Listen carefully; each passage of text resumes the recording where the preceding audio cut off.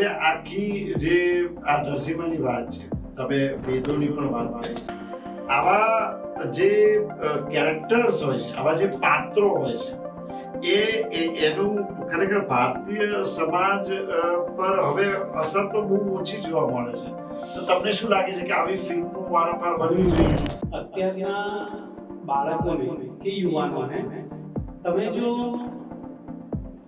વૈજ્ઞાનિક રીતે આખી વાતને સમજાવો છો તો એને તરત ગળે ઉતરે છે. તાત્પર્ય છે કે એને ગળે ઉતરે એવી સાયન્ટિફિક પદ્ધતિથી તમે જો એ વાત આની આગળ મૂકો તો એ ચોક્કસ એને સ્વીકારે છે અને એ તરફ એ પોતે પ્રેરાય છે. ભારતીય સંસ્કૃતિમાં છે અને એ કહ્યું છે તો કે તમે ધર્મ, અર્થ, કામ અને અનુષ્ઠાન.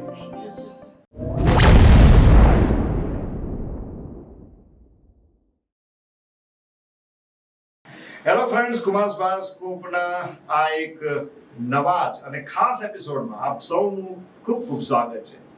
ફ્રેન્ડ્સ, આ એપિસોડ ખાસ એટલા માટે છે કારણ કે આજના એપિસોડમાં આપણે ભારતીય સંસ્કૃતિ, પરંપરા અને સંસ્કારોની વાત કરવાની છે. અને તેનું કારણ એ છે કે હાલમાં જ એક ફિલ્મ રિલીઝ થઈ છે, મહાઅવતાર નરસિંહા. આપણા જે વેદો છે, પુરાણો છે, આપણી જે સંસ્કૃતિ છે, તેમાં હંમેશા વ્યક્તિના ઉત્થાન અને ઉત્કર્ષની વાતો રહેલી હોય છે. તેમાં ખાસ કરીને વાત કરું તો વ્યક્તિના સક્સેસની વાત રહેલી હોય છે. પૈસાની વાત પછી છે, પરંતુ સક્સેસ અને વ્યક્તિના જીવનનું જે કલ્યાણ છે તેની વાત ખાસ હોય છે. તેની સાથે સાથે લોક કલ્યાણની પણ વાતો રહેલી છે. હાલમાં જે ફિલ્મ રિલીઝ થઈ છે નરસિંહા, તેને બાળકોથી લઈને મોટાઓ સુધી દરેક વ્યક્તિ ખૂબ જ પસંદ કરી રહ્યા છે. પરંતુ આ જે પૌરાણિક કથા છે તેમાંથી આપણને ઘણું બધું શીખવા પણ મળતું હોય છે. આ આપણને શું શીખવા મળે છે તેની માહિતી આજે આપણે પ્રોફેસર ડોક્ટર રવિન્દ્ર ખાંડવાલા પાસેથી લેવાની છે, કે જેઓને આજે અમે ખાસ અમારા સ્ટુડિયોમાં આમંત્રિત કર્યા છે. તેઓ સંસ્કૃતના એક વિદ્વાન પ્રોફેસર છે અને તેઓ આજે આપણને આપણી પૌરાણિક કથાઓનું શું મહત્વ છે, અને ખાસ કરીને ભક્ત પ્રહલાદની, તેના પિતાની, વિષ્ણુ ભગવાનના અવતારની જે વાતો છે ને તેમાંથી આપણને શું શીખવા મળે છે તેના વિશે આજે આપણે ચર્ચા કરીશું પ્રોફેસર ડોક્ટર રવિન્દ્ર ખાંડવાલા સાથે. તો ચાલો આજનો આ પોડકાસ્ટ શરૂ કરીએ. રવિન્દ્રભાઈ, અમારા કાર્યક્રમમાં આપનું ખૂબ ખૂબ સ્વાગત છે. ભાઈ, આ જે આખું નવી ફિલ્મ આવી છે કે ભાઈ મહાઅવતાર નરસિંહા, એના તો શરૂઆતમાં બધાને માત્ર એક એન્ટરટેનમેન્ટ ફિલ્મ જેવું જ લાગ્યું, પરંતુ જેમ જેમ સમય વીતતો ગયો તેમ તેમ લોકોને સમજાયું કે આ ફિલ્મમાં ઘણું બધું કહેવાયું છે અને હવે તો આ ફિલ્મ જોવા માટે પડાપડી થઈ રહી છે. તમે પણ આ ફિલ્મ જોઈ છે તેવું તમે મને કીધું હતું અને તમે સંસ્કૃતના પણ ઘણા જ્ઞાની છો. તો મારે હવે એક વસ્તુ તમારી પાસેથી જાણવી છે કે તમે આ ફિલ્મ જોઈ છે, તો પહેલા તમે ટૂંકમાં એનો રિવ્યુ આપી દો. કુમારભાઈ, આભાર. તમે બહુ સારા વિષય પર આજે પોડકાસ્ટ પ્રસારિત કરવા જઈ રહ્યા છો અને અત્યારનો જે ટેકનોલોજીનો યુગ ચાલી રહ્યો છે ત્યારે, અને એમાંય આજે જે ટેકનોલોજી આવી અને અઠવાડિયામાં તો એ પાછી આઉટ ઓફ ડેટ થઈ જાય છે. યસ, બિલકુલ. એવા સમયમાં પણ તાત્પર્ય છે કે એક બાજુ ટેકનોલોજી કૂદકે ને ભૂસકે વધી રહી છે ત્યારે આપણા મૂળિયાને કેવી રીતે બચાવી રાખવા, સંસ્કૃતિના મૂળિયાને આપણા બાળકો, આપણું યુથ એ બધા સુધી કેવી રીતે સુરક્ષિત રાખી શકાશે. અને એ દ્રષ્ટિએ હું જો વિચારું તો આ ફિલ્મમાં ખરેખર કમાલ કરી છે. એનિમેશનના માધ્યમથી એમણે આપણા જે અવતારો છે એ અવતારોમાંથી ઋષિ અવતાર પસંદ કરીને એની ઉપર ફિલ્મ બનાવી અને એનો હીરો એટલે કે આપણો પ્રહલાદ, ભક્ત પ્રહલાદ, અને ભક્ત પ્રહલાદનું આખું ચરિત્ર આ માધ્યમથી જન સમુદાય સુધી પહોંચાડવાનું જે આ કામ કર્યું છે એ મને ગમ્યું. બીજી એક વાત કરીએ રિવ્યુની તમે, તો એનું કન્ટેન્ટ એમણે બહુ સારી રીતે ગોઠવ્યું છે. સ્ક્રિપ્ટ રાઇટિંગ સારું થયું છે, સંવાદો પણ સારા છે.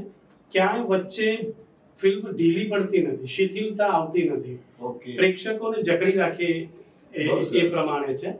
અને ટેકનોલોજીનો જે ઉપયોગ કરી અને અંદરનું કથાઈતવ્ય જે લોકો સુધી પહોંચાડવું છે એ ખરેખર ખૂબ સુંદર રીતે પહોંચાડી શક્યા છે.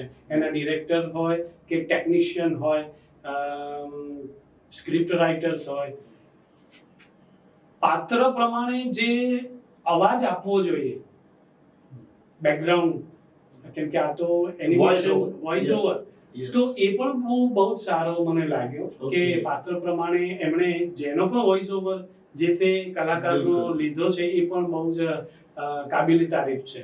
ઓકે, સો ઓવરઓલ તમને આ ફિલ્મ બહુ જ ગમી છે. જી, આપણે તો અત્યારે જોઈએ છીએ કે ભાઈ તમે જે વાત કરી યુવાઓની, ખાસ કરીને અત્યારે જેન ઝી, જેન આલ્ફા, આ બધા જે શબ્દો જે અત્યારે આવી ગયા છે, પણ હકીકત એવી લાગે છે પ્રોફેસર સાહેબ કે આપણે ત્યાં પણ ટેકનોલોજી તો હતી જ, પરંતુ એ સંસ્કારના ભોગે નહોતી. કારણ કે ઋષિ મુનિઓ ને જે રીતની આખી આપણે ત્યાં વાત છે, રાવણ જે છે તે વિમાન લઈને ગયા, હવે વિમાન ત્યારે હશે તો ખરું, એ પણ એક ટેકનોલોજી છે. એ ઉપરાંત બીજી એવી ઘણી બધી વસ્તુઓ છે કે જે આજે કદાચ આપણને ખબર નથી, પણ ટેકનોલોજીના સ્વરૂપે એ વખતે હશે. પરંતુ અત્યારે સંસ્કારોને બચાવી રાખવા એ મારા ખ્યાલથી ઘણા જ જરૂરી છે. અચ્છા, આ મૂવીમાં તમને કયા કયા પાસાઓ ખૂબ સ્પર્શી ગયા? મેં તમને જેમ આગળ વાત કરી એમ કે શ્રીમદ ભાગવત પુરાણમાંથી આ કથાનક તો લીધું, પણ એને અત્યારના સમયના પ્રવાહની સાથે તાલથી તાલ મિલાઈને મૂકી આપવું એ કલા છે. અને એ આ ફિલ્મના પ્રોડ્યુસર કે નિર્દેશકે સારી રીતે વહન કર્યું છે એવું લાગે છે. સંસ્કારની વાત કરીએ તો પ્રહલાદનું જે ચરિત્ર છે એ ભક્ત પ્રહલાદ, અને ભક્તો તો બહુ બધા થાય છતાં પ્રહલાદની આગળ જ કેમ ભક્ત વિશેષણ લગાવવામાં આવે છે? તો આપણે ત્યાં છે ને કુમારભાઈ, જુદા જુદા પ્રકારના વીર બાળકો, બાલિકાઓ, ચરિત્રો થઈ ગયા. જેમ કે કર્ણ, તો એની આગળ વિશેષણ લગાડાય છે દાનવીર કર્ણ. દાનવીર કર્ણ. કોઈ યુદ્ધવીર હોય, અભિમન્યુ, તો એ યુદ્ધવીર હતો. કોઈ ધૈર્યવીર હોય. હા, એવી રીતે મને એવું લાગે છે કે જો કોઈને ભક્તવીર કહેવો હોય, વાહ, શું વાત છે, એક નવો શબ્દ. હા, બહુ સરસ. ભક્તવીર, કારણ કે જે વીરતામાં સાહસ જોઈએ ને ધૈર્ય જોઈએ. અને સાહસની સાથે ધૈર્ય રાખવું એ આજના સમયની માંગ છે. લોકો સાહસ તો કરવા જાય છે પણ ધીરજ રહેતી નથી, અને ધીરજ ન રહેતી હોવાને કારણે એ લોકો ક્યાં જો થોડી નિષ્ફળતા મળી જાય તો નાસીપાસ થઈ જાય છે, પીછેહટ કરી દે છે, ડિપ્રેશનમાં આવી જાય છે, હતાશ, નિરાશ થઈ જાય છે આજનું યુથ. તો બિઝનેસ કરવો છે તો એમાંય સાહસની જરૂર છે.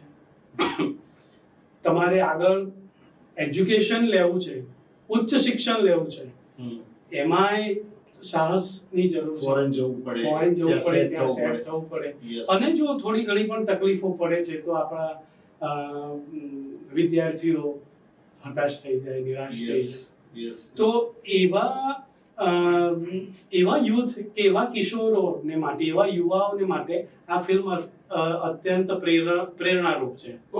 તમે આજે વાત કરી એના પરથી મને એક બીજી વસ્તુ સૂજી રહી છે. તમે એ વાતને થોડી એક્સટેન્ડ કરી, થોડી એક્સ્ટ્રા તમે લઈ ગયા કે તમને આ ફિલ્મમાંથી બીજું નવું શું જાણવા મળ્યું. તો આપણે અત્યારના પરિપ્રેક્ષ્યમાં જો વાત કરીએ કે અત્યારની હાલની જે પરિસ્થિતિ છે કે અત્યારે યુવાઓને જે રીતે સક્સેસ મેળવવી છે, તો આ ફિલ્મમાં એવા કોઈ પોઈન્ટ્સ છે જે અત્યારના મોટિવેશનલ સ્પીકર્સ આપતા હોય છે અને એ વખતે એ પુરાણોમાં ઓલરેડી આપી દીધેલા છે. તો આપણે એક પછી એવા પોઈન્ટ્સ ઉપર ચર્ચા કરીએ. સૌથી પહેલો પોઈન્ટ તમે શું કહેવા માંગશો? સૌથી પહેલો પોઈન્ટ છે સમર્પણ, શરણાગતિ. ડેડિકેશન. યસ. તમે જે ફિલ્ડ પસંદ કર્યું છે એ ફિલ્ડમાં તમારી સંપૂર્ણ સંપૂર્ણ સમર્પણ ભાવથી તમારે એમાં લાગી રહેવું પડે. શરૂઆતમાં હર્ડલ્સ આવશે, વિઘ્નો આવશે, જેમ પ્રહલાદના જીવનમાં આવે છે. પ્રહલાદના જીવનમાં કોઈ ઓછા સંઘર્ષો કે કષ્ટ સહન કરવાના તમે જોશો તો ખબર પડશે કે એને તો એના પિતાની સામે ચેલેન્જ લેવાની હતી. ઓકે. પિતા દૈત્ય હતા. યસ. અને દૈત્યોના અધિપતિ યસ. કે જે કદી ઈશ્વરમાં કે વિષ્ણુમાં માનનારા જ નહોતા, એની સામે બંડ પોકારવાની વાત આવી. અને એ પ્રહલાદે સ્વીકારી, એટલે કે ચેલેન્જ. અને પણ પાછી વિનમ્રતાથી, એકદમ પૂરી વિનમ્રતાથી. તો જે કોઈ પણ તમે ક્ષેત્ર પસંદ કરો છો એમાં બીજા કોઈને આજુબાજુ કોઈની લીટી નાની કર્યા વગર મારે મારો જે માર્ગ મેં જે પસંદ કર્યો છે એમાં હું મારું ધી બેસ્ટ કેવી રીતે આપું, અને પૂરી ધીરજથી કોઈ ઉતાવળિયા પગલા ભર્યા વગર પોતે જે ઈષ્ટદેવને પસંદ કર્યા. અને આ બાજુ તમે જુઓ તો તમારું લક્ષ્ય છે, ગોલ છે. એ ગોલની આજુબાજુ ક્યાંય જવાનું નથી, તમારે એને જ વળગી રહેવાનું છે. તો એ પ્રાપ્ત થયા વગર રહેતું જ નથી, એ પ્રાપ્ત થાય છે અને તમારી સુરક્ષા પણ થાય છે. અને એના માટે કુદરત પોતે મદદ કરે છે તમારા લક્ષ્ય સુધી પહોંચાડવા માટે. યસ. તો નમ્રતા, વિનય અને ધૈર્ય. આગળ પણ આપણે જે વાત કરી સાહસ વૃત્તિ, એ પણ રાખવી પડશે. ઓકે. સૌથી મહત્વની બીજી એક વાત આની સાથે સંકળાયેલી છે, જે આપણે જે આ મૂલ્યોની વાત કરી રહ્યા છે, સંસ્કારની વાત કરી રહ્યા છે અત્યારની પેઢી માટે, તો એ છે કુંવરભાઈ શ્રદ્ધા. એ સૌથી પહેલું સ્ટેપ છે. જેમ પ્રહલાદને પોતાના એમને એમ કહેવામાં આવ્યું કે વિષ્ણુ છે ને એ જ સર્વસ્વ છે, સર્વોપરી છે, અને એ જ આ જગતનું સંચાલન કરે છે, એ તને મોક્ષ આપશે, એ તારા બધા જ વિઘ્નો દૂર કરશે. તો એને ગુરુ વચનમાં શ્રદ્ધા થઈ. એ શ્રદ્ધાના બળે જ પછી આગળ વધ્યો. એમ તમે જે ક્ષેત્ર પસંદ કર્યું છે અને તમને તમારા જે માસ્ટર છે, તમારા જે ગુરુ છે, એના વચનોમાં શ્રદ્ધા, શાસ્ત્રમાં શ્રદ્ધા, અને એ શ્રદ્ધા રાખ્યા પછી એને એ પથ પર આગળ વધતા રહેવું. એમાં વચ્ચે વિઘ્નો આવે તો પ્રહલાદની જેમ હસ્તે મુખે સહન કરતા રહી અને આગળ વધતા રહેવાનું, એની મેતે રસ્તા થતા રહેશે. પણ અત્યારની પેઢી તો પ્રોફેસર સાહેબ એવું માને છે કે ભાઈ તકલીફ પડવી ન જોઈએ, આપણે તકલીફ નથી ભોગવવી, આપણે જે જોઈએ છે એ મળી જવું જોઈએ. કારણ કે હવે પેલું કહે છે ને કે હવે એકના એક બાળકો વધી રહ્યા છે, એ લોકોની જીદ વધી રહી છે, સામે ટેકનોલોજીઓ પણ એવી આવી રહી છે કે એ લોકોને બહુ સાચું કહું, થોડી રફ ભાષામાં તો મગજ ખરાબ કરનારી છે. તો એ લોકો આવી પણ જીદ કરતા હોય છે અને કશું જ સહન નથી કરવું. સહનશીલતા જે છે એ ઓછી થઈ ગઈ છે. સહિષ્ણુતા એ કદાચ તમે જે ધીરજ સાથેનો આ એક ગુણ છે. અચ્છા, અત્યારે યુવાઓએ સહિષ્ણુતા કેળવવા માટે કેવા પગલા લેવા જોઈએ? બહુ જ સારો પ્રશ્ન તમે ઉઠાવ્યો છે કુમારભાઈ. અને અમારા ગુરુજી કહેતા હતા કે સહન કરવું એ તપ છે, અને કોઈ ઉત્તમ વસ્તુની પ્રાપ્તિ કરવી હોય તો તપ તો કરવું જ પડશે. આજના સંદર્ભમાં એને આપણે સમજીએ તો તપ એટલે શું? તપ એટલે તમે જે ક્ષેત્રમાં છો એ ક્ષેત્રમાં પરિશ્રમ કરો, મહેનત કરો. તમારી વાત બહુ સાચી છે કે અત્યારે લોકોને બહુ જ ઝડપથી શોર્ટકટ વાપરીને આગળ આવી જવું છે. પણ એમાં આપણે મીડિયામાં જોતા જ રહીએ છીએ, પ્રિન્ટ મીડિયા હોય કે પછી ડિજિટલ મીડિયા હોય, કે જેણે પણ શોર્ટકટ પસંદ કર્યા છે એને છેવટે પસ્તાવાનો વારો જ આવે છે. એને જે તરત નજીકના સમયમાં જે સફળતા મળી જાય છે ને એ કાયમી ટકતી નથી. આજના યુથે કે યુવાનોએ ખાસ યાદ રાખવા જેવી બાબત છે. સોનાનું મૂલ્ય ત્યારે જ છે કે જ્યારે એ બરાબર અગ્નિમાં ભઠ્ઠીમાં તપીને બહાર આવે છે, પછી એ પવિત્ર પણ બને છે, પવિત્રની સાથે સાથે મૂલ્યવાન પણ બને. વાહ. મૂલ્યવાન એટલે કે એની કિંમત વધી જાય છે, એની અંદર રહેલી બધી જ અશુદ્ધિઓ, તાંબુ અને અન્ય બીજી ધાતુઓ એ બધી જ અગ્નિમાં તપ્યા પછી જ એ બહાર નીકળી જાય છે. ઓકે. એટલે સહિષ્ણુતા રાખી, સહિષ્ણુતાનો ગુણ કેળવી, થોડું સહન કરવું છે, તપ કરવાનું છે, અને તપ કર્યા પછી જે પ્રાપ્ત થાય છે ને એનો આનંદ પણ લેવાની મજા આવે છે. યસ. અને એ આનંદ વહેંચવાની પણ મજા આવે છે. બરાબર. અને કોઈને જો શોર્ટકટમાં કશું મળી ગયું હોય ને એ બહુ લાંબુ ટકતું નથી. મને આપણે તે અંગ્રેજીમાં પણ કહેવત છે, અંગ્રેજોએ જ બનાવેલી છે, ફર્સ્ટ ડિઝર્વ ધેન ડિઝાયર. હા, પહેલા પાત્રતા કેળવો, કેળવો. પછી એની ઈચ્છા રાખો. પછી આપોઆપ આપોઆપ સફળતા. કદાચ મળી જશે. સંસ્કૃતમાં પણ એના માટે શબ્દ છે શનૈ શનૈ. વાહ, ધીરે ધીરે. ધીરે ધીરે શનૈ. જે પણ વસ્તુ ધીમે ધીમે પ્રાપ્ત થાય છે ને એ બહુ જ ઉત્તમ મળે છે, એ ઉત્તમ પરિણામ આપે છે. નાનકડું જ ઉદાહરણ આપી દઉં કે અત્યારનો જે આ ફાસ્ટ યુગ છે હે ને, અને આપ તો પાછા આયુર્વેદ સાથે પણ સંકળાયેલા છો, એટલે તમને ખ્યાલ હશે કે ધીમે ધીમે ચાવેલું અને શરીરમાં અંદર ઉતારેલું અન્ન છે એ જ પોષણક્ષમ છે, એ જ પોષણ આપે છે. જે તમે આમ ઝડપથી આ ખાધું પેલું ખાધું એમ કરીને ડૂચા મારીને જે અંદર નાખી દો છો પેટમાં, એનો તો કચરો થઈને નિકાલ થઈ જાય છે. પ્રોફેસર સાહેબ, તમે કોલેજમાં ભણાવો છો, તમારા વિદ્યાર્થીઓના પણ ઘણા પ્રશ્નો તમારી પાસે હશે જ.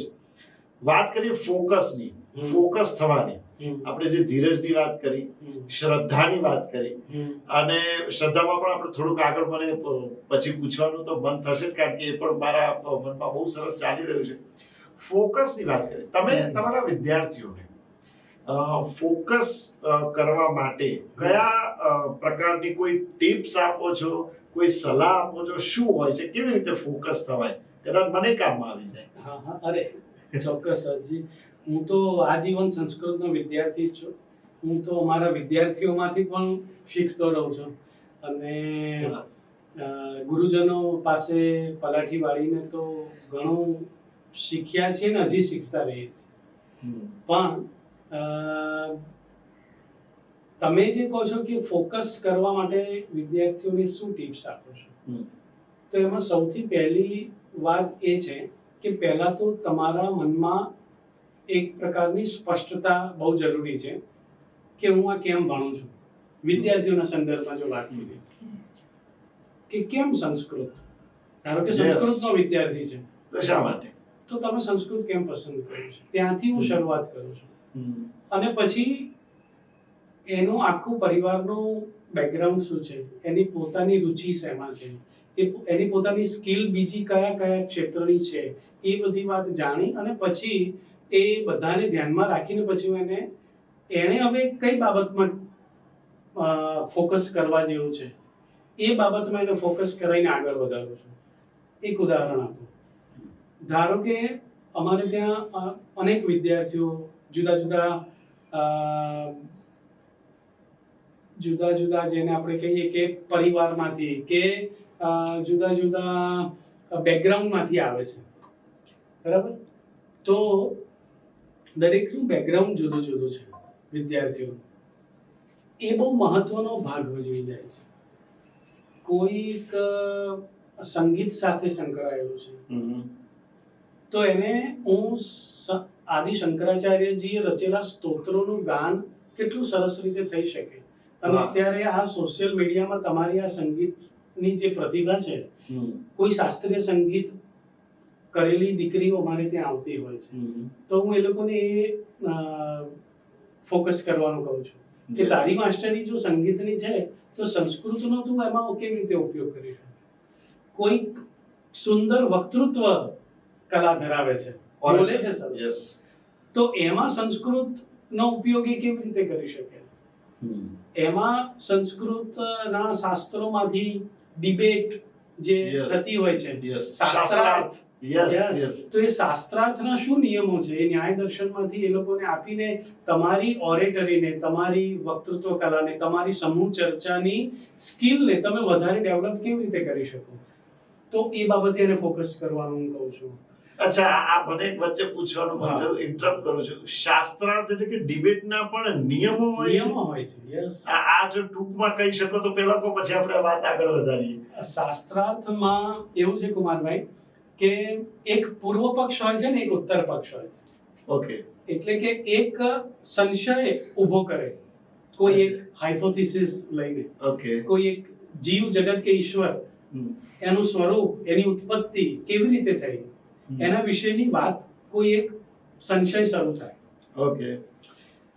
અને એની ઉપર પછી ચર્ચા મૂકવામાં આવે કે આ પૂર્વ પક્ષ કહે છે કે આમાં અમારો મત આવો છે. હવે એને ઉત્તર પક્ષ એવો ને એવો જ રજૂ કરે. ધારો કે આદિ શંકરાચાર્યજી છે તો એ સાંખ્ય દર્શનનો મત એઝ ઇટ ઇઝ એ લોકો સહેજ પણ કાપકૂપ કર્યા વગર મૂકે કે આ લોકો જગતની ઉત્પત્તિ આવી રીતે માને છે.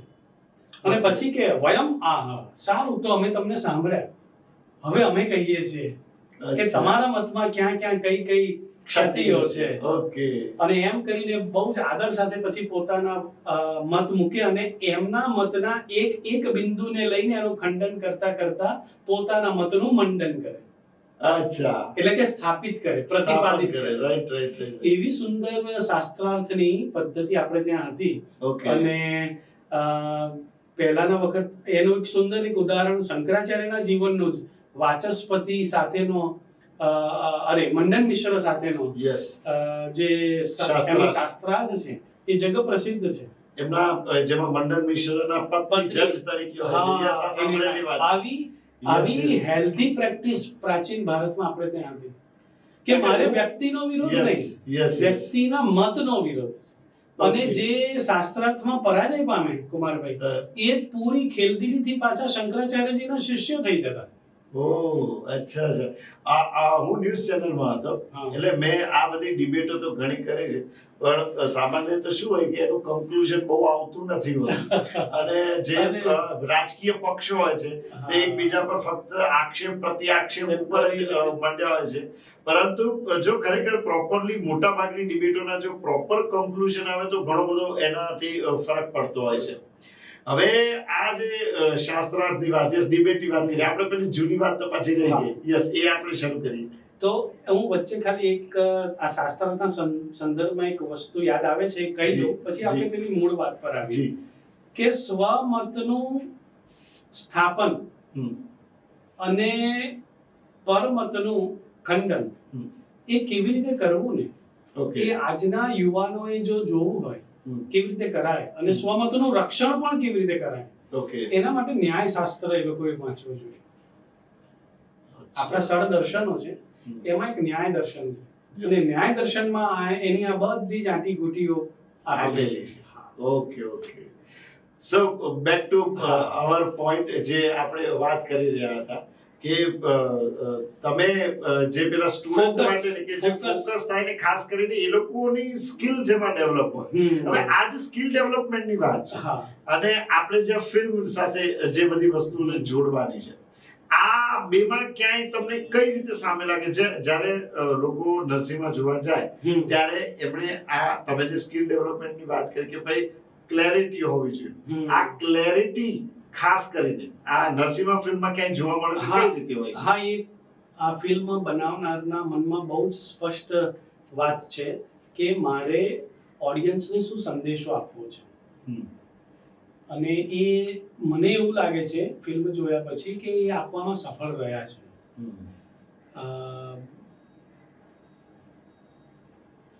પ્રહલાદ જે ધીરજ રાખીને, પૂરેપૂરી શ્રદ્ધા રાખીને પોતે નિશ્ચય કરેલા મતમાં અડગ રીતે લાગેલો રહે છે, એને કારણે એ છેવટે પોતાના લક્ષ્ય સુધી પહોંચી શકે છે. ઓકે. એટલે કે ઈશ્વરને એ પામી શકે છે. એના માઇન્ડમાં ક્લેરિટી હતી, મારે વિષ્ણુ ભગવાનને મેળવવા છે. એમાં ફિલ્મમાં ક્યાંક એવું પણ આવશે કે તને થોડો વિષ્ણુ ભગવાન દેખાય, આવી પણ એક વાત આવતી હોય છે. અને જે આપણે ત્યાં છે ને કે સર્વમ ખલુ ઇદમ બ્રહ્મ. ઓકે.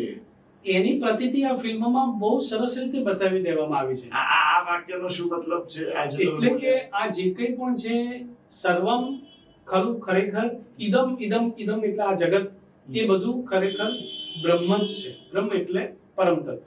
ઓકે. અને પરમ તત્વ ઉપનિષદમાં જેને બ્રહ્મ કીધું છે એને પુરાણોમાં પછી જુદા જુદા નામ આપવામાં આવે છે. શિવ પુરાણમાં શિવ છે, વિષ્ણુ પુરાણ કે ભાગવત પુરાણમાં એને વિષ્ણુ તરીકે ઓળખવામાં આવ્યા છે. તો અહીંયા પણ પ્રહલાદને સર્વત્ર જ્યાં જુઓ ત્યાં વિષ્ણુ વિષ્ણુ વિષ્ણુ ભગવાન જુદા જુદા સ્વરૂપે એને દેખાય છે ને એને દ્રઢ થઈ જાય છે કે હું જે માનું છું એ બધે જ છે. એટલે કે મારું રક્ષણ ઈશ્વર બધે જ કરશે. એટલે એવી આખા જગતની કે બ્રહ્માંડની કોઈ એવી જગ્યા નથી જલ હોય કે અગ્નિ હોય કે આકાશ હોય કે વાયુ હોય, પંચભૂત આ સર્વત્ર બધે જ ઈશ્વર વ્યાપ્ત છે. અને એ મારું રક્ષણ પોષણ બધું એ સારી રીતે કરશે એવી એની અડગ શ્રદ્ધા એને વિજય અપાવે છે. ઓકે. નરસિંહ અવતાર અને હિરણ્ય કશ્યપ, બરાબર. હવે આ પણ એક મને જરા મનમાં ગળમથલ હતી. હિરણ્ય કશ્યપ ઘણા કે છે ને ઘણા હિરણ્ય કશિપુ કે છે. પહેલા આને આપણે થોડું ક્લિયર કરીએ, પછી આપણે નરસિંહ અવતાર અને હિરણ્ય કશ્યપની ફાઇટ કે યુદ્ધ વિશેની વાત કરીશું. આ શું છે? હા, હવે એવું છે કે કશ્યપ અને દિતિ એમના આ સંતાનો છે.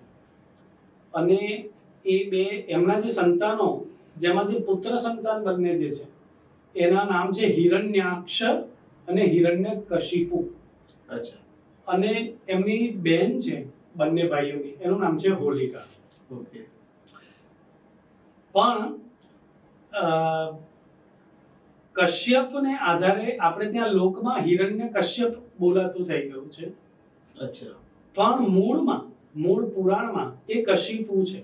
અચ્છા. અને એ પણ કેટલું સિમ્બોલિક છે કુમારભાઈ, તમને ગમશે.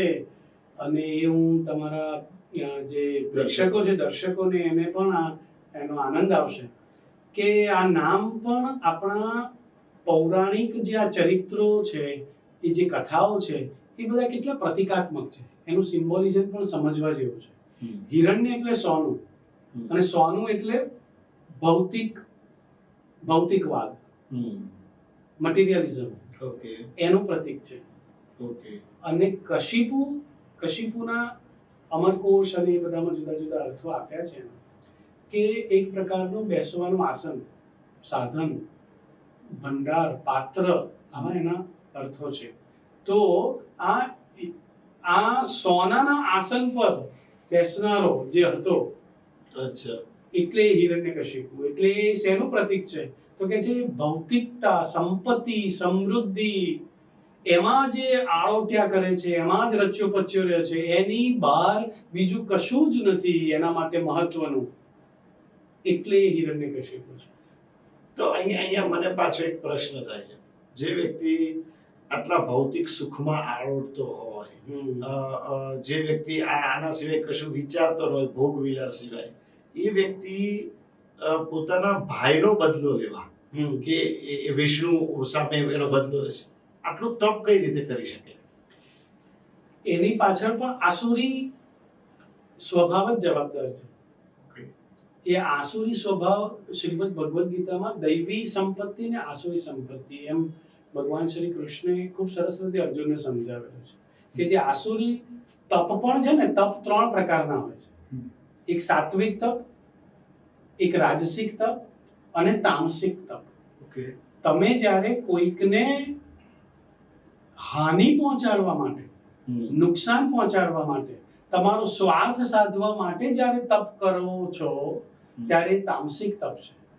અને અસુરો, દૈત્યો એ તો તમસથી ભરેલા હતા અને એટલે જ એ બદલો લેવાની વૃત્તિથી આ તપ કરે છે અને ગમે તેમ કરીને વરદાનો પ્રાપ્ત કરી અને એનો દુરુપયોગ કરે છે.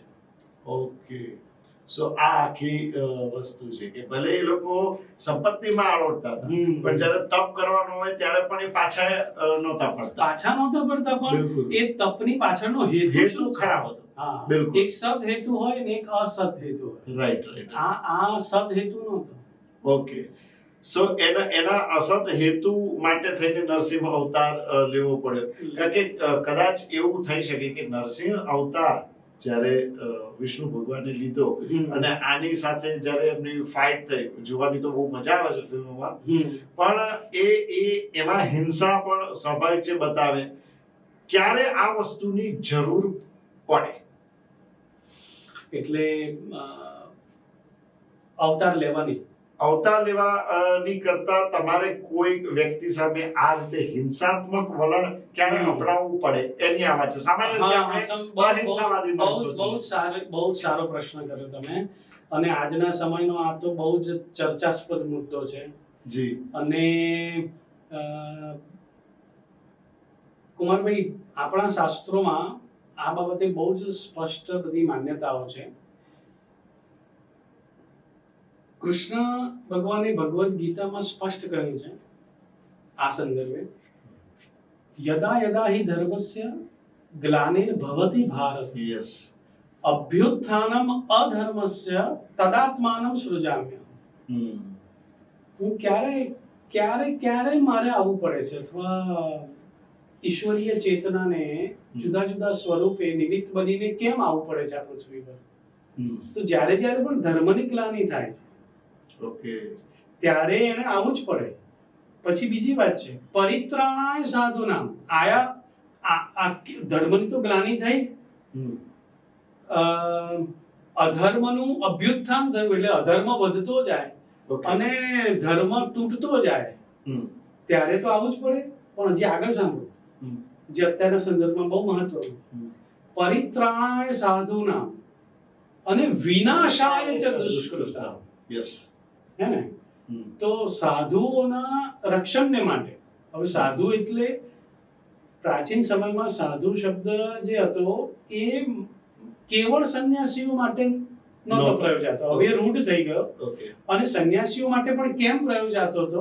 તો એનું કારણ એ હતું કે એ લોકોમાં એવી સાધુતા ભરી હતી. અને એટલા માટે, એટલે કે સજ્જનતા, સાધુતા અર્થાત સજ્જનતા. કે નીતિ શતકમાં ભર્તૃહરિ કહે છે કે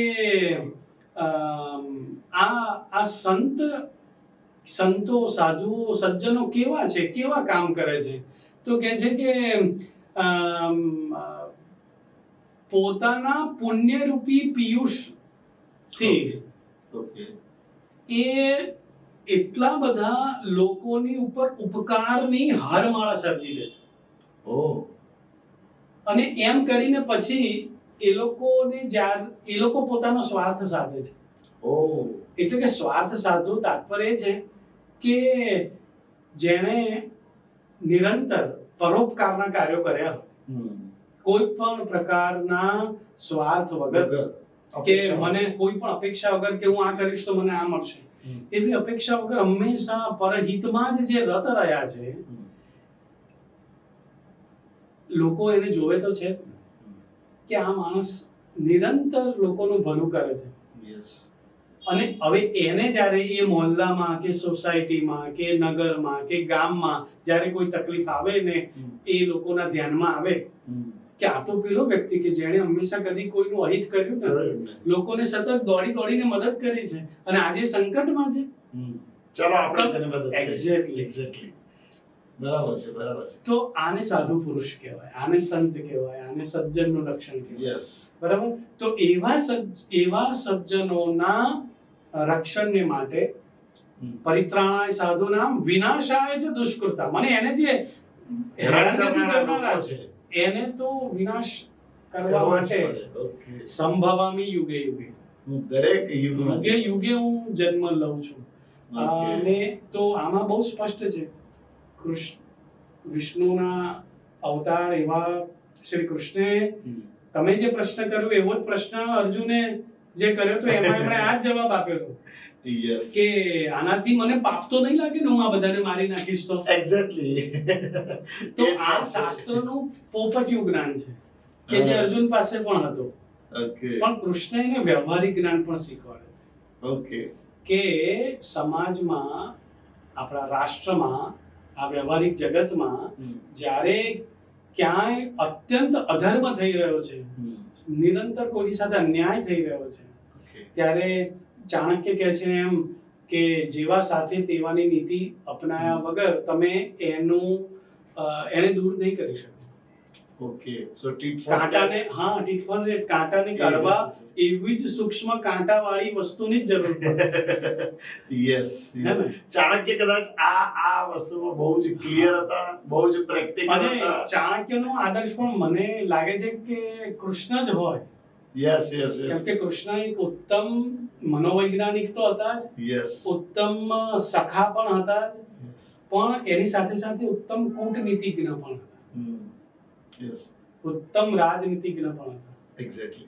એટલે આ ફિલ્મમાં નૃસિંહ અવતાર કોઈ કહે કે કેમ આટલી બધી હિંસા, તો જે હિંસા સિવાય કશું સમજતો નથી, સમસ્યા એની તો વાત બરાબર છે કુમારભાઈ, પણ જે મજાની વાત છે ને એ છે કે કોઈ જ કારણ વગર તમે કોઈને હેરાન પરેશાન કરો તો એ કેટલે અંશે યોગ્ય છે. Yes. જેને આપણે ગુજરાતીમાં કહીએ છીએ કે હવનમાં હાડકા નાખવા, કે જે એક શુદ્ધ પવિત્ર ક્રિયા કોઈ કરી રહ્યું છે. પણ આમાં પેલું નથી કે સગા બાપને એમ થાય કે દીકરો જેનું દુશ્મન ગણું છું એને પૂજ્યા કરે છે, એટલે એને પિતા તરીકે એટલે એને ગુસ્સો આવ્યો છે. પણ તમે બહુ સરસ પ્રશ્ન કર્યો. આ પ્રહલાદ છે ને એ ભગવાન પાસે એમ પણ માંગે છે કે મારા પિતાની અંદર રહેલો જે ક્રોધ છે એ શાંત એને શાંત કરો. કેટલી મોટી વાત છે. જો આ ભારતીય બાળક છે, આ ભારતીયતા છે, આ અને બંદૂક ઉઠાવીને કોઈને ગન શોટ નથી કરી દેતો, અને આ ભારતીય બાળક આ છે. ભારતીય એક્ઝેક્ટલી. બાળક છે. અને આની પણ તમને મજા એ છે કે આની તો આપણી પાસે આખી પરંપરા છે, જે વૈદિક કાળથી. આ તો પુરાણની વાત છે, પણ ધ્રુવ જેવો જ અડગ શ્રદ્ધા વાળો કોઈ બીજો આવો કિશોર આપણી પાસે હોય તો એ છે ઉપનિષદ કાળનો નચિકેતા. ઓકે. એને પણ એના પિતાએ શું કહ્યું હતું, કે તમે આ બધી વસુકી ગયેલી સાવ ગાયો તમે આપી દેવા તૈયાર થયા છો પિતાજી, યજ્ઞ કર્યા પછી દાનમાં. આવી ના અપાય, આ તો દૂધે આપતી નથી તમે. એટલે કે આ જે મનુષ્યની વૃત્તિ છે ને કે સારું મારું અને નરસું હોય તો કે આટલું એમ કરું, આ બીજાને આપી દઉં. તો આ આપણો પ્રાચીન વૈદિક કાળનો નચિકેતા આ વાત સમજે છે કે પિતાજી કંઈ ખોટું કરી રહ્યા છે.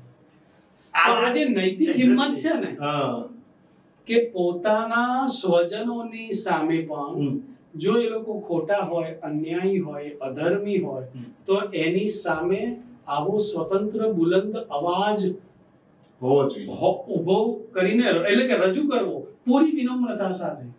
ઓકે. એ નૈતિક હિંમત એ આપણા ભારતમાં જ શક્ય છે.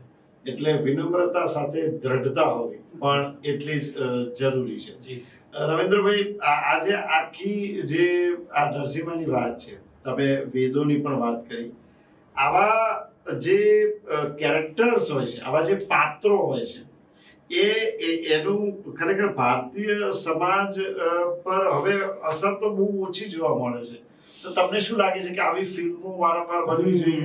અને મને તો એવું લાગે છે કે ફિલ્મો બને કે ન બને, મારે આની પર પોડકાસ્ટ વારંવાર કરવા જોઈએ, નવા કેરેક્ટર્સ ઉપર, કે જેમાંથી અત્યારના યુવાનોને, અત્યારના સમાજને ઘણું બધું શીખવા મળે. શું કેવું છે આપનું? બહુ જ સાચી વાત છે કે તમારે આવી આખી દરેક અવતારની એક સિરીઝ કરવી જોઈએ. ઓકે. જેમ કે આ તો નૃસિંહ અવતાર છે. બિલકુલ. અને તમે જુઓ કે અત્યારના બાળકોને કે યુવાનોને તમે જો વૈજ્ઞાનિક રીતે આખી વાતને સમજાવો છો તો એને તરત ગળે ઉતરે છે. તાત્પર્ય છે કે એને ગળે ઉતરે એવી સાયન્ટિફિક પદ્ધતિથી તમે જો એ વાત એની આગળ મૂકો તો એ ચોક્કસ એને સ્વીકારે છે અને એ તરફ એ પોતે પ્રેરાય છે.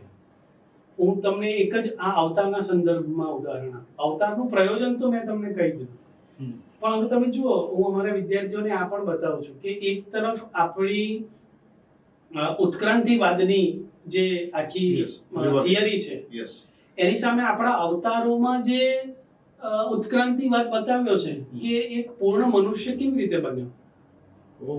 હા, તો એ આપણા ગુરુજનો પાસેથી આ મળ્યું છે. એ આજે હું તમારા માધ્યમથી તમારા દર્શકો Please. સુધી પહોંચાડું છું Please. કે આપણી ભારતીય ઉત્ક્રાંતિવાદની થિયરી કેટલી વૈજ્ઞાનિક છે. પહેલો અવતાર કયો? મત્સ્ય. ઓકે. એટલે કે પાણીમાં જીવ પહેલા આવ્યો. અચ્છા. એટલે કે જીવ જે છે એ જેની પહેલા ઉત્પત્તિ જલચર, જેને આપણે કહીએ જલચર. જલચર. Yes. અચ્છા, બીજો અવતાર કયો? તો કે કૂર્મ અવતાર. ઓકે. એ પાણી ને જમીન બે હા, તો તમે જુઓ એનાથી એક સ્ટેપ હવે ઉત્ક્રાંતિમાં આગળ વધ્યા. Yes. તો કૂર્મ કાચબો એ જળમાં પણ રહે છે અને સ્થળમાં પણ રહે છે, એટલે કે જમીન પર પણ રહે છે. યસ. અચ્છા, હવે એનાથી આગળ આવો. ત્રીજો અવતાર વરાહ અવતાર. વારા. ઓકે. વરાહ અવતાર જે છે એ બરાબર જમીન પર રહેનારો છે ઓકે. અને એ Big ભૂંડની હા, વાત છે. હા, ઓકે. yes. યસ. અને એ પણ પૃથ્વીને પોતાના બે દાંતમાં પૃથ્વીનું રક્ષણ કરી અને એનો ઉદ્ધાર કરે છે. તો અચ્છા. વરાહ અવતાર થયો. વરાહ જમીન પર રહેનાર. ઓકે. વરાહથી પછી હવે આગળ આવો તો આવે છે નૃસિંહ, એટલે કે આ નૃસિંહ એટલે Narsinh. Narsinh. Yes. Okay. Okay. કે જે અડધો મનુષ્ય છે અને અડધો પશુ પ્રાણી છે, છે. પ્રાણી છે. ઓકે. યસ. યસ. તો આ જે આખી વાત છે કે જળચર, સ્થળચર, પછી એમાંથી આગળ જાઓ તો પછી human અને animal human અને animal. animal જે કહી શકાય. હા, અને Yes. તમે જુઓ કે અત્યારની પશ્ચિમની જે હોલીવુડ અથવા તો કંઈ પણ બને છે તો એ આવા પ્રકારના હલ્ક ને હા, આ ને બધું ઘણું બધું બનાવે છે. આપણને પણ જોવા મળતું પણ આ હોય છે. બધું કઈ નવું નથી. આપણા પુરાણોમાં આ બધું Already તમે આપેલી છે. બાળકોને આપો તો આ થિયરી આપેલી છે. એનો મતલબ એમ થયો કે બીજ ત્યાંથી લીધા છે. અંગ્રેજો જે હા. ટેકનોલોજી અત્યારે કરી રહ્યા છે તે આપણી પાસે વર્ષો પહેલા હતી. હતી. અને એ પાત્રોને આ રીતે રજૂ કરવા રજૂ કરવા. મૂલ્યના સંદર્ભમાં ઓકે. કે કોઈની જેની સાથે અન્યાય થયો છે એને બચાવવા માટે કોઈ ગમે તે રીતે આવી શકે. ઓકે. તો મત્સ્ય અવતાર, કૂર્મા અવતાર, વરાહ અવતાર, નૃસિંહ અવતાર. નૃસિંહ અવતારની આગળ આવો તો હજી જે ક્રોધ જે છે હા. અને તો એ ક્રોધને કારણે પછી તરત આવે છે પરશુરામ. ઓકે. આપણે જાહેરાત કરી છે કે આના હા, પછી હું પરશુરામનું પરશુરામ film બનાવવાના. બનાવીશ. યસ. યસ. અને કેમ એ આટલા બધા ને રાજાઓને હણી નાખે છે? તો પણ એ પરશુરામ, પોતે બ્રાહ્મણ હતા પાછા. હા, એ બ્રાહ્મણ હતા. પરશુરામ તો જુઓ હજી થોડો એમનામાં એ છે. Yes. અને પછી એમ લાગ્યું કે ના, હવે સમાજમાં એક મર્યાદાની જરૂર છે. ઓકે. ત્યારે આવે છે મર્યાદા પુરુષોત્તમ શ્રી રામ. ઓકે. પુરુષોત્તમ કીધા છે. પુરુષોમાં ઉત્તમ. હા, એટલે Yes. અહીંયા માત્ર પુરુષ એટલે જેન્ટ્સ એમ અર્થ નથી લેવો. ઓકે. જીવમાં સમાજ હા, લોક સમાજ. પણ એ વખતે મર્યાદાઓ નું જે ઉલ્લંઘન થઈ રહ્યું હતું એ મર્યાદાઓને એટલે કે સમાજ જે વિખરાયેલો સમાજ હોય એને એક મર્યાદા, એક બાઉન્ડ્રીમાં બાંધવાની જરૂર હોય ઓકે. કે મારે દરેક જગ્યાએ મર્યાદામાં રહીને ભૂમિકા નિભાવવી પડે. એટલે કે હું જ્યાં ભાઈ છું તો ભાઈ રીતે, પુત્ર છું તો પુત્રની રીતે, પતિ છું તો પતિની રીતે, પિતા છું તો પિતાની રીતે. અને એટલે રામ એ આદર્શ પુત્ર કહેવાયા, આદર્શ ભાઈ યસ. કહેવાયા. યસ. યસ. બરાબર. તો એ મર્યાદા. અને આ અવતારોની શ્રેણીમાં ભગવાન શ્રી રામ પછી આવે છે. એ મર્યાદાઓનો દુરુપયોગ કરીને પણ લોકો પછીના યુગમાં આવવા માંડ્યા અને હવે એ તોડવાની જરૂર હતી. અને એટલે આયા પૂર્ણ પુરુષોત્તમ શ્રી શ્રી કૃષ્ણ. કૃષ્ણ. રાઈટ. રાઈટ. એ હવે પૂર્ણતાને મનુષ્યની પૂર્ણતા સુધી લઈ જાય છે શ્રી કૃષ્ણ. એ સજ્જન સાથે સજ્જન અને હા. દુર્જન સાથે દુર્જન, જે ટીટ ફોર ટેટ, જે વ્યક્તિ જેવું તેવું તેની સાથેનો વ્યવહાર. વ્યવહાર. આ બહુ આપણે તમે બહુ જ સરસ વાત કરી. અને અત્યારના યુવાનોને આ ખાસ શીખવાની છે. હા, તો આ ઉત્ક્રાંતિના સંદર્ભમાં એટલે જ મેં આ વાત કરી કે જળચરથી માંડીને પૂર્ણતા સુધી અને એમાંથી પણ આગળ મનુષ્ય જીવનનો અંતિમ લક્ષ્ય તો ભારતીય સંસ્કૃતિમાં છે. અને એ કયું છે?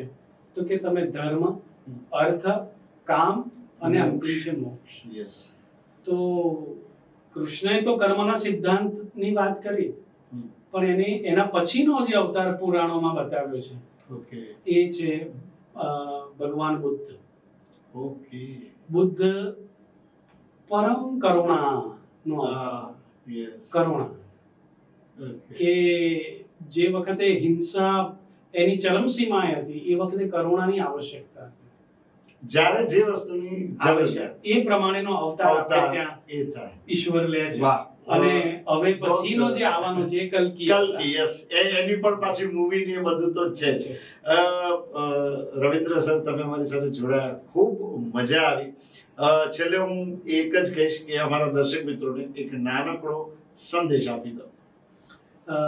નાનકડો સંદેશ સૌ દર્શકોને એ જ છે કે મહાઅવતાર નૃસિંહમાં ભક્ત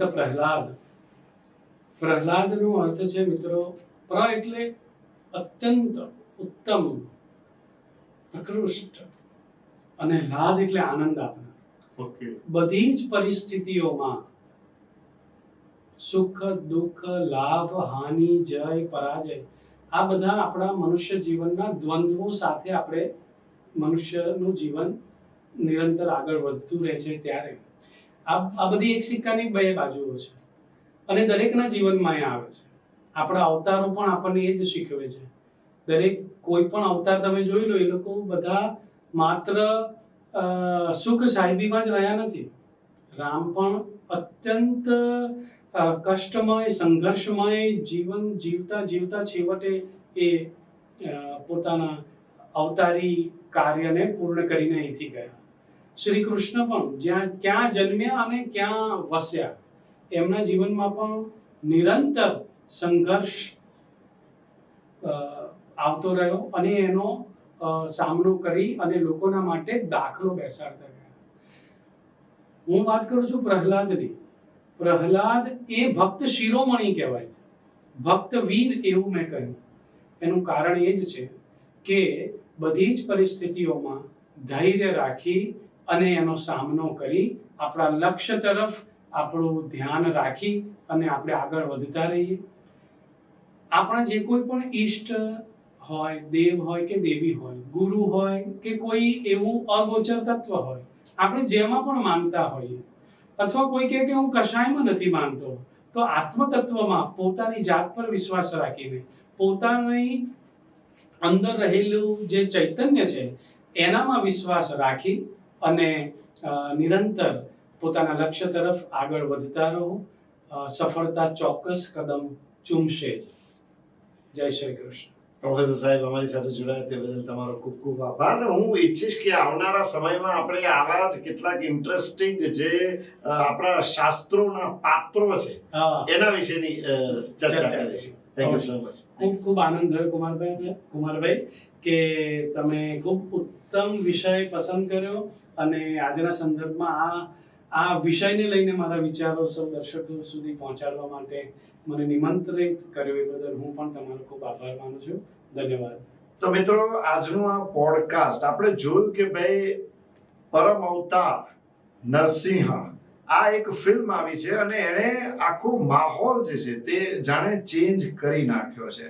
આપણે જાણીએ છીએ કે આપણા જે શાસ્ત્રો છે, પુરાણો છે, તેમાંથી આપણે ઘણું બધું શીખવા જેવું છે, પણ તે ખરેખર આપણે તે શીખવાને બદલે આપણે પાશ્ચાત્ય સંસ્કૃતિ તરફ ધીરે ધીરે ઢળતા જઈએ છીએ. પરંતુ આજે જે રીતે પ્રોફેસર ડોક્ટર રવિન્દ્ર ખાંડવાલાએ આપણને આ સમગ્ર બાબતને ડિટેલથી સમજાવી, મને તો લાગે છે કે આમાં જેટલું હજી સમજીએ તેટલું ઓછું છે. પરંતુ આવનારા દિવસોમાં એવા આપણે પોડકાસ્ટ કરીશું કે જે આપણા પુરાણો અને શાસ્ત્રોની જે સારી બાબતો છે તેનાથી આપણા જીવનનો ઉદ્ધાર કેવી રીતે થાય, લોક કલ્યાણ કેવી રીતે થાય, સક્સેસ કેવી રીતે મળે. ફક્ત પૈસાની વાત નથી, પૈસો એ બાય પ્રોડક્ટ છે. સક્સેસ કેવી રીતે મળે, જીવન કેવી રીતે સાર્થક થાય, તેવા પણ આવનારા દિવસોમાં આપણે પોડકાસ્ટ કરીશું.